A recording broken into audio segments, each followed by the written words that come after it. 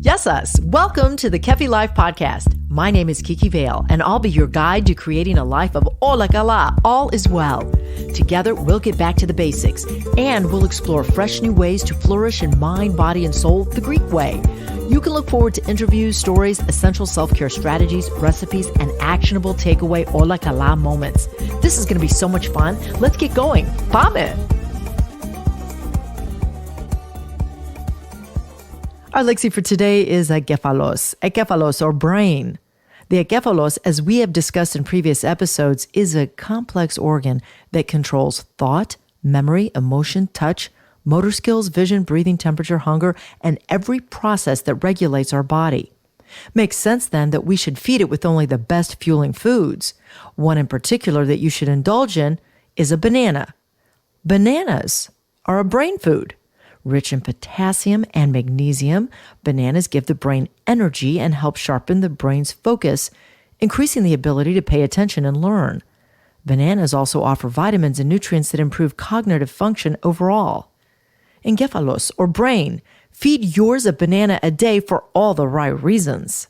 Eleolado, olive oil, has been celebrated in the civilized world for millennia. Nearly eternal, the oil of this fruit has been more than just food to the cultures of the Mediterranean region. It's been medicinal, ceremonial, sacramental, and the foundation of great wealth and power. It is safe to say that olive oil is the ethos, the essence of Greek culinary culture. Today, the priceless and life-giving ingredients of this liquid gold can be delivered to you when you purchase your premium bottle of Kefi Life extra virgin olive oil from the region my parents were born, the Peloponnese.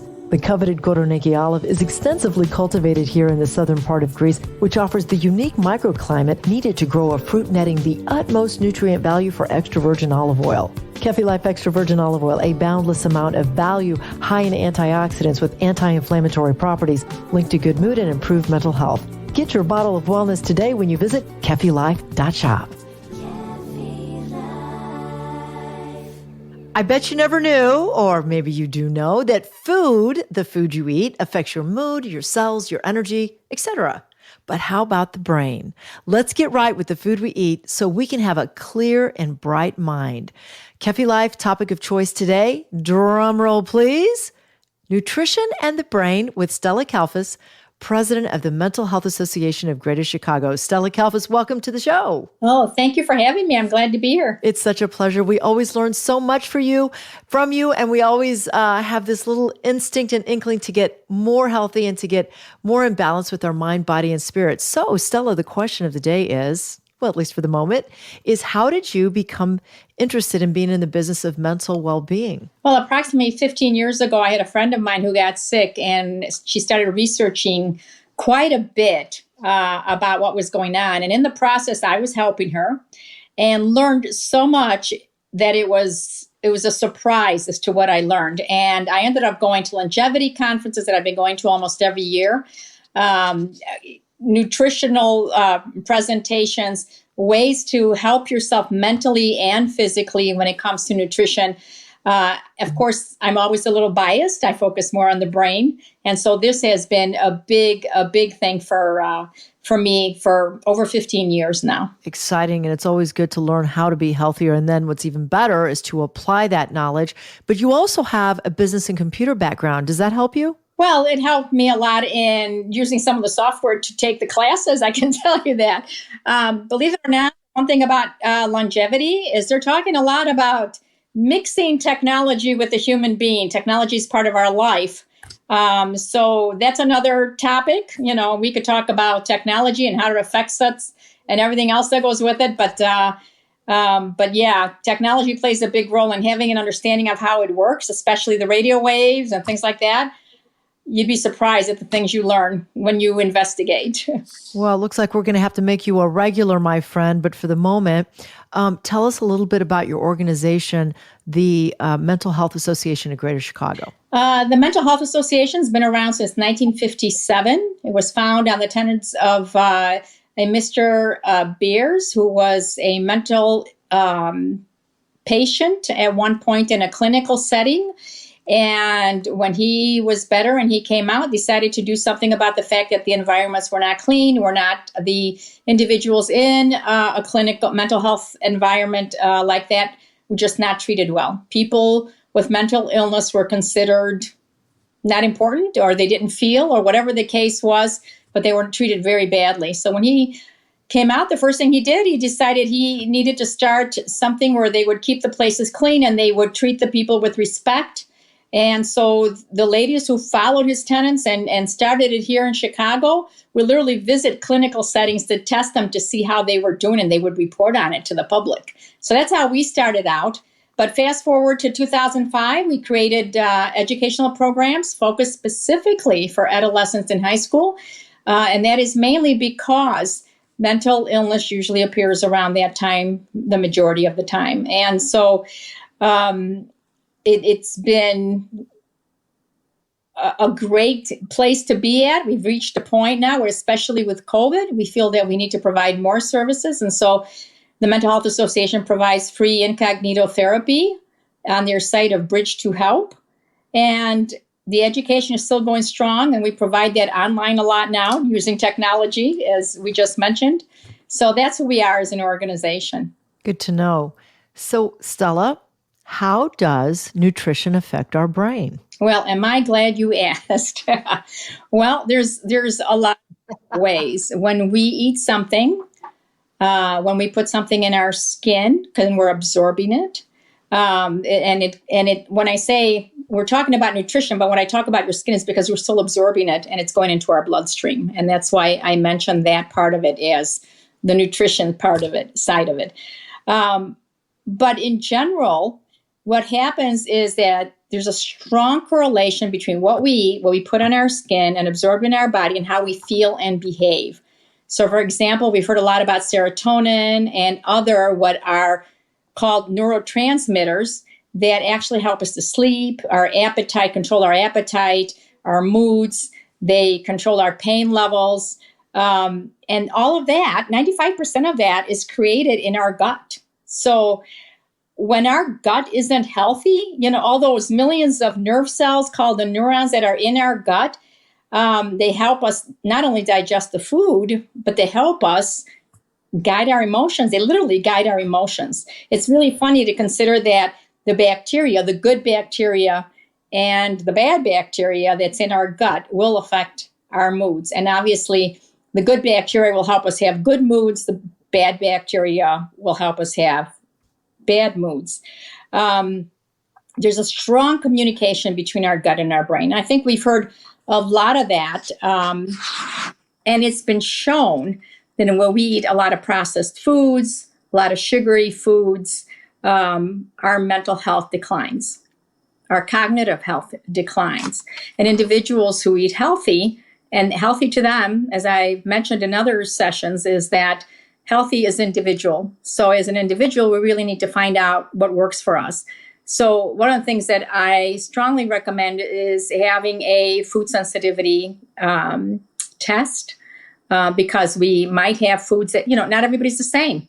You might have foods that work fine for you and they don't work fine for me. So if I'm not feeling well after eating certain foods, that's a sign, but you want to be sure. So you might want to go to the doctor and have them check that out. There should be a test for whether we have our nutrients. If we don't have the right nutrients in our body reacts. The communications between our gut and our brain are not doing well then. Because without those nutrients that our brain needs, it's not going to function well. And so we want to make sure we're absorbing the nutrients. So having a test to see what our nutrient level is also very important in that situation. And then finally, our hormones. Hormone imbalances have been the cause of many, many issues. It's not just women. It can be men as well. So, sometimes when we hear hormones, the first thing we think of is women, but that's not the case. And so making sure that there's a hormone balance in our body, and we're talking about the hormones that affect our thyroid, the hormones that affect so many things in our body that do make a difference in our brain. So that's what I talk about when I talk about nutrition. Everybody's different. And yes, people can be from carnivores all the way to vegans. And that's the range. It's a choice. It's a choice that you make. But most of us know to stay away from the processed foods and the sugary foods, and yet there are comfort foods. So that's what makes it a little bit difficult, because we turn to those for comfort. Growing up in a Greek household, I was pretty much raised on the Mediterranean diet, but there was a lot of meat in our family because we owned a Greek restaurant. And now that I'm older, I have reduced the amount of meat, red meat particularly, with some chicken, some fish, and I'm heavy on the vegetables and the olive oil, and I notice myself moving with more pep in my step. That's what works for me. That's what works for me. Other people are like more moderation with every type of food group, but you mentioned that it's really individual, and I think people should seek that out and find out what's works for them. Just listen to their body. And if I can add one more layer to that, Stella, we interviewed recently a woman by also the name Stella Kalfas from California. She is a gut nutrition expert, and she's written a book called Wild Mediterranean. And I just want to give her a plug because she's chock full of information. And it's all about gut health. Right, right. So the gut is the new brain, as you say. So thank you for allowing me to share that. Okay, so next, what do you think about, in your experience, what do you think about medications and other things that affect our mental health? Well, one of the things that we have to be careful with medications is they do affect our gut.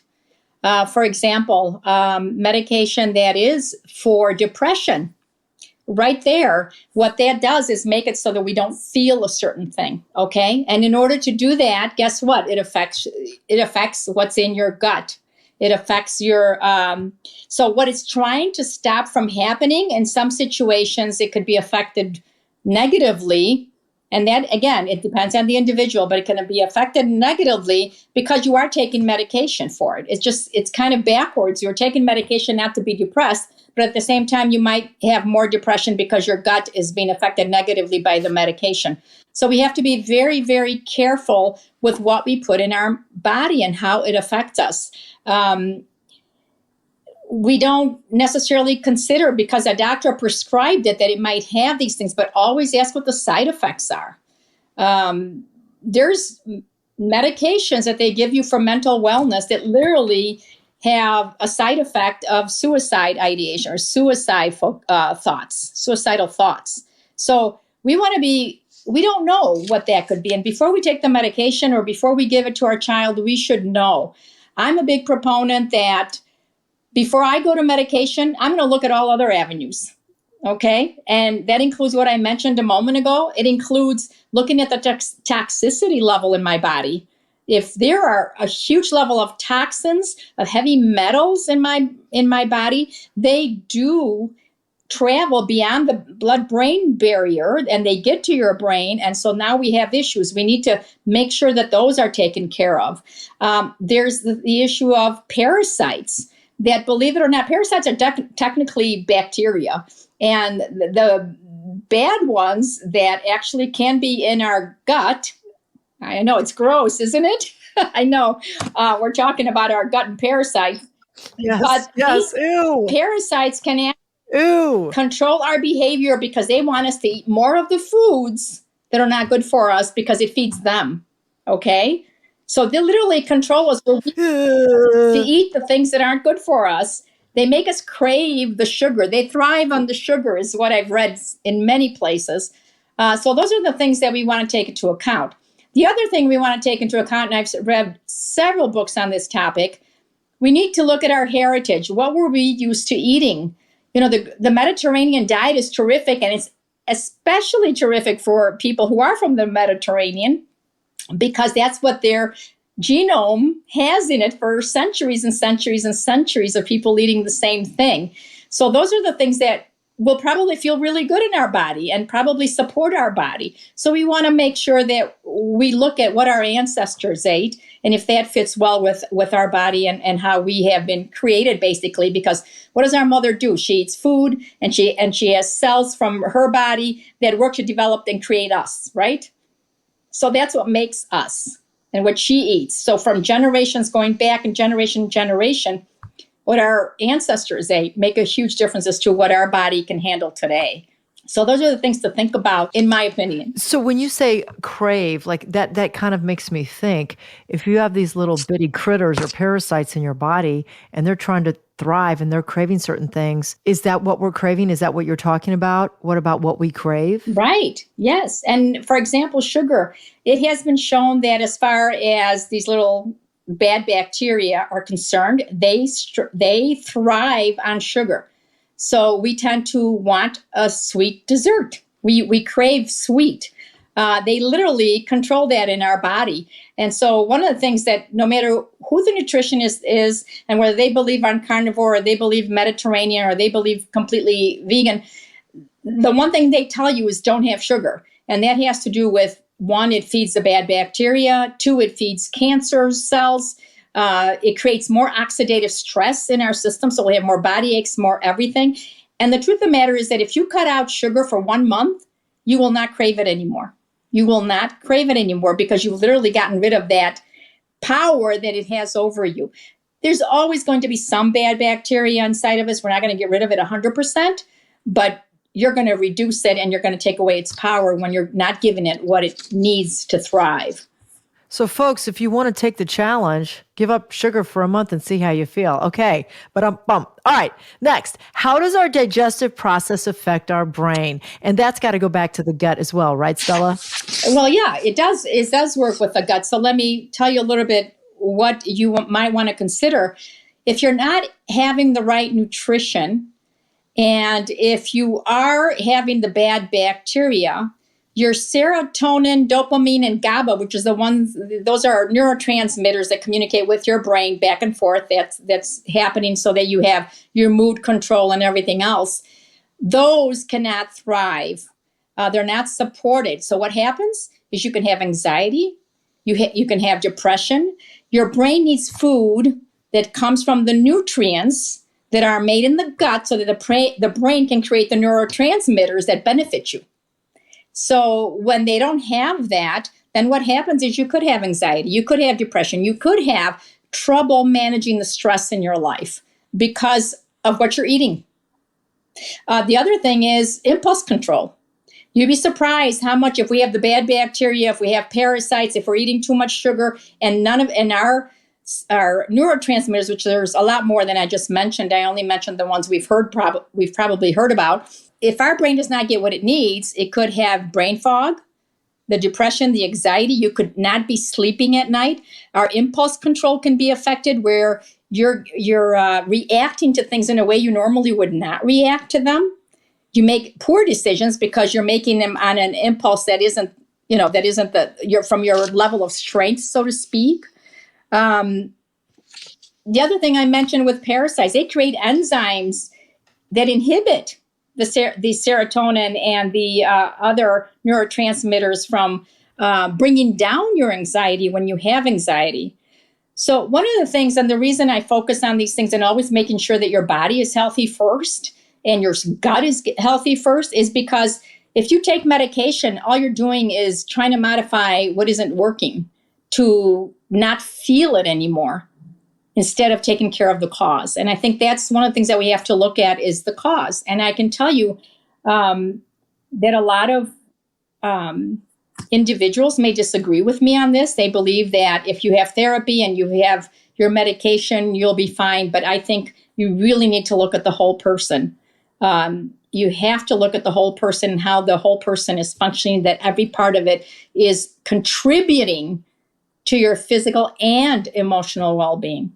Couldn't agree more. And my mother used to say, God rest her soul, she used to say, it's not what you're eating, but what's eating you. So I think it'd be wise to say that we should always try to get to the root of the problem.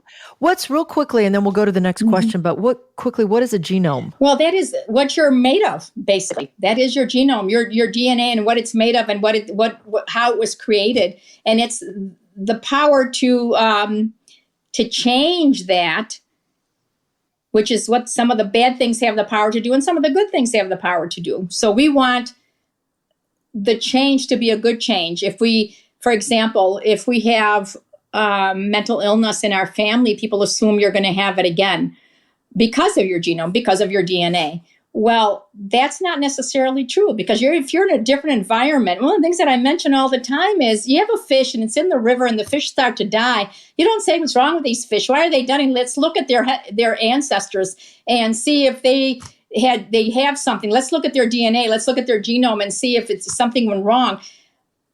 We say, what happened to the environment? Did somebody put something in the water? Are they eating something they shouldn't be eating? We don't immediately assume something's wrong with the fish, and that's the issue. And that's what we need to look at too. So our environment does consist of the food we eat, of the things we put on our skin that we absorb and go into our bloodstream. And many of them are toxins. They're toxic. Many of them are hormone disruptors. And so what happens is your hormones are not in balance. We have to look at those things. And we have to look, yes, at our environment, our emotional environment, the people around us, the work environment, everything else to make sure that it fits for who we are and what works for us. If we're not happy in a situation, it's human nature to find what we need. And if we don't have it, we're going to go somewhere to find it. We're going to do what makes it work. Well, what makes it work does not always mean that it's going to be successful in the long run, or it will carry us through, or we will be successful at all, because we haven't looked at what the real cause is. And it might be the water, not the fish. Outstanding. And I love that about environment, because it's just like if you come into a dark room and you're like, I can't see anything. You turn on the lights, bingo, I can see. But I really feel like it's important that we remind people that they are worth it. They are enough to take care of themselves, to go ahead and go the extra mile to protect their genome. And if they have to make a modification, do it. Don't give up. In a previous episode, you talked about that, being tenacious and not giving up. So Stella Kalfas, what should we be eating for our brain and our emotional health, since that's really the entire crux of this conversation, hopefully? Well, believe it or not, our brains, in order to be a healthy brain, they need a lot of fats. Yes, they need all the nutrients, just like the rest of our body, but our brains need a lot of fat. Our brain need protein. It needs the protein, however we get it, however we decide our diet should be. I don't necessarily recommend one diet over the other, because it is what works for us individually. But we definitely need the fats for our brain. That's what our brain is mainly made up of.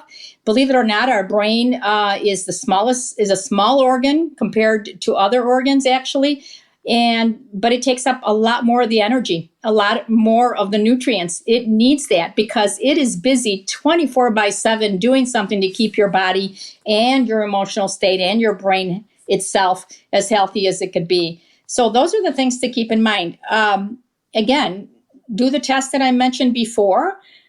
In general, make sure you're getting the right fats. The big thing is coconut oil these days. I was reading several studies that showed that what coconut oil does, it gives you the right fat for your brain.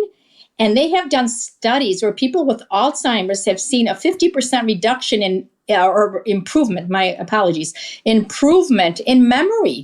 Alzheimer's patients. So think about what it would do for our brain when our brain isn't so bad, but you're giving it what it needs, those fats that it needs. And it needs to be healthy fats, obviously. Avocados, fish oil, coconut oil. Those are all the things. Now, with fish oil, be careful you don't get the heavy metals, because heavy metals will go against your brain. Heavy metals affect the brain very negatively. So that's something to think about. And you're right. You need to love yourself enough to take care of yourself. I used to be crazy about watching these Korean movies, and I used to watch these elite kings and queens, emperors, and they would run this whole system. And one of the things that they taught their kids was, if you want to honor your parents, what you do is you take care of what we gave you, which is your body and your life, and you take care of it and you make it successful. You make it work. You make it the right way. You make the right decisions. You eat the right way. You protect yourself. This is how you honor your parents and how you honor your maker if you're spiritual. This is how you honor God, because at the end of the day, you were given something by God and by your parents, and to honor them, taking care of yourself is the number one way. Amen, sister. And it starts there. It just starts there. And if I can just add to that again, because I just love adding to what you're saying, it's like, don't try to be perfect. Take it step by step, slowly. If you love yourself, if you care enough about yourself, you don't have to achieve that phenomenal transition goal in a day. Just day by day, take it step by step. And again, I have to say, that is my goal for Cafe Life podcast, is to every day or every week bring folks information that can inspire them to the balance in the mind, the body, and the spirit. Stella, are there things that we should be avoiding? Conversely, like we talked about what we should eat for brain health, anything that we should avoid? Well, obviously something that's very toxic for our body. We talked about sugar. That's one of the things that you do want to avoid. Processed food, you want to limit those. And remember, it's not about perfection. There's a lot of studies that show that if you eat 80% of the time correctly for you, then the other 20% your body can manage. It is strong enough. It is smart enough to manage that. So whatever you eat, decide to eat, make the healthy choice that's right for you, the best that you can. There's times where I'll go through a month and I'll be eating all the bad things because I've had things that were going on and they were emotional and whatever the case was. But then I get back on track. So the truth of the matter is we need to start. Just start and do one step and do that one step for as long as you can and then try to see if you could do the next one. That is what it's all about. It's not about being perfect. If you try to be perfect, then you become difficult for yourself. You become difficult on yourself and you criticize yourself and then you give up because you think, I didn't do it. That's it. I'm a failure. Forget it. Well, it doesn't matter. So today, it didn't work today, but another day it will. Just not today. Stella Kalfas, you've been so inspiring, uplifting, and full of helpful tips. I really appreciate it, and I'm sure our audience does too. I always ask my special guest this question, so I'm going to ask you as well. Stella Kalfas, the president of the Mental Health Association of Greater Chicago. In my life, I've learned that. In my life, I learned that honey goes a longer way than vinegar. Do you know that Greek saying? It's a saying in many cultures.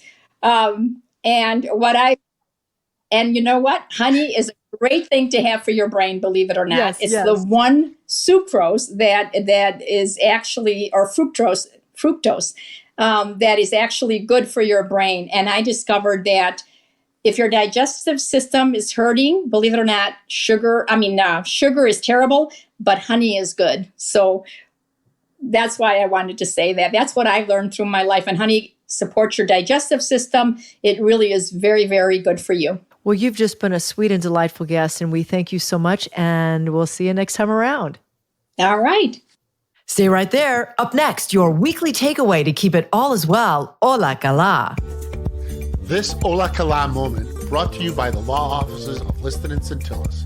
Ranked number 1 by the leading lawyers network since 2010, taking care of all your real estate needs. Today, Stella articulately pointed out that social media becomes dangerous when we begin to compare our lives with what we think is so glamorous and amazing. Research was done and concluded that the biggest problem on why using social platforms can make us uneasy is passively scrolling.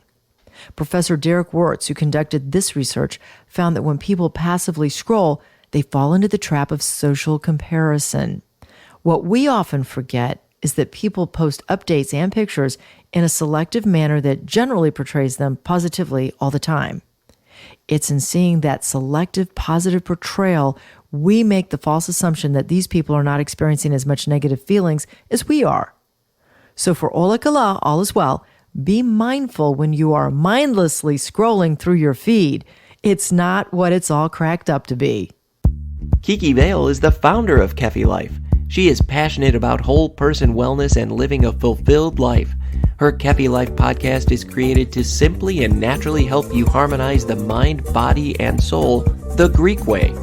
Visit KefiLife.com, at KefiLife365 on Instagram, and check out Kiki Vale on LinkedIn and on Twitter.